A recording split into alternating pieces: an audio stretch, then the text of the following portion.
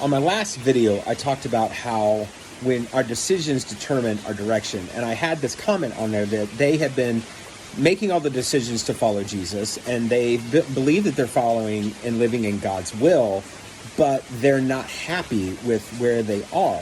And what they're implying in that question is that just because I'm following Jesus and just because I'm doing what God says, that means I'm going to be happy with where I am. And that is actually not necessarily true, because we see time and time again throughout the Bible where people who are following Jesus are actually in a place where they're not happy.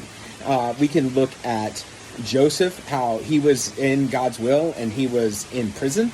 We can look at Moses, how he was in the desert. We can stuck in the desert for 40 years, banished. We can look at David, how he hid in the caves because King Saul was chasing after him.